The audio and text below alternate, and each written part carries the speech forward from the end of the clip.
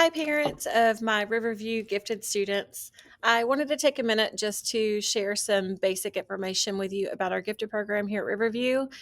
So, this little slideshow should help you kind of understand how we do our days when students come to gifted, what we work on, and then maybe some other important facts that might help you out. Hi, so I am Mrs. Painter. I have been teaching here at Riverview for 3 years so far. This is my fourth year here. I've been in education for 21 years. I have taught gifted resource for about 10 of those. So I feel like I have a lot of information to share with your kids, and I'm very excited about working with them this year. This is my husband, Mr. Painter, and our children, Mackenzie and Mason. And then we have two pups that are both 4 years old, Roscoe and Sadie. So here at Riverview, we serve gifted students in a resource model. And it's a daily model here where I go and pull out the gifted students in each grade level 1 day per week. They spend the entire day with me. They will go to AMP, which is art, music, or PE, with their homeroom classes. I will also take them to lunch with their homeroom classes, and then they also go to recess with their homeroom classes. But the rest of the day, we are in my classroom working together. Each group has approximately anywhere from 8 to 20 students in it, depending on the grade. And these are the days that I serve each grade. So when students come to resource on their day of the week, I pull them from their homeroom for the entire day. And in our classroom, we do a lot of academic rigor. I try to push students past their standards that they're learning in their classroom.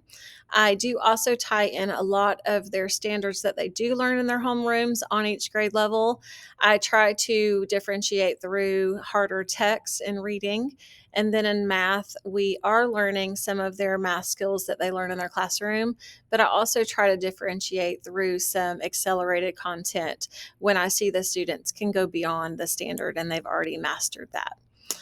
We just try to do a lot of enrichment in here. I try to pull in a lot of creativity and divergent thinking, which is pretty much problem solving and thinking outside of the box, and just trying to encourage them to constantly think deeper and think about multiple solutions to a problem and how to explore those in the right format. So, one of the first things we did for our first week together is created a vision for our classroom. We decided to name it the Gifted Constitution.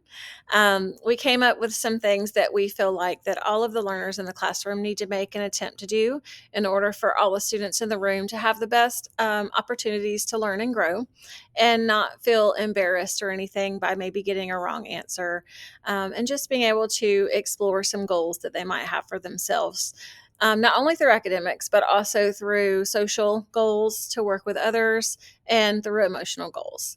So these are the ones we came up with in our class, and all of the students took the opportunity to sign our Constitution, and we have it posted on our classroom wall to kind of reflect back on it during the days. So every year I try to incorporate some interdisciplinary units with the students so that they're constantly getting something different from year to year. Because some of the students that start with me in first grade will still spend every year with me until they leave fifth. So I want to make sure we're not repeating content and they're getting something new every year. So this year we're focusing on a few interdisciplinary units. One is inventions. We're working on that now. We also will be focusing on national parks this year and doing some STEM and robotic type activities too. Every day we are working on some math skills, some math standards that relate to things they learn in their grade levels. This year, I also want to try to encourage them to be scientists. So, we are going to do a unit where we are going to conduct science experiments and work through the scientific process and be able to present those to the families in a showcase. We always focus on the 4 C's in our classroom.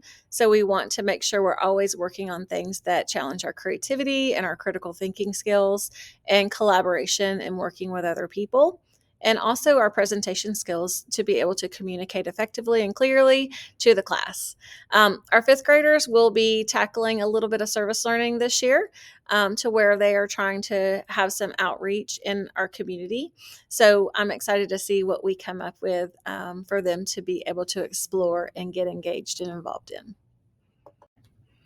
I frequently monitor our students in the gifted program's grades with their homeroom classes just to make sure that they are meeting expectations in those areas too.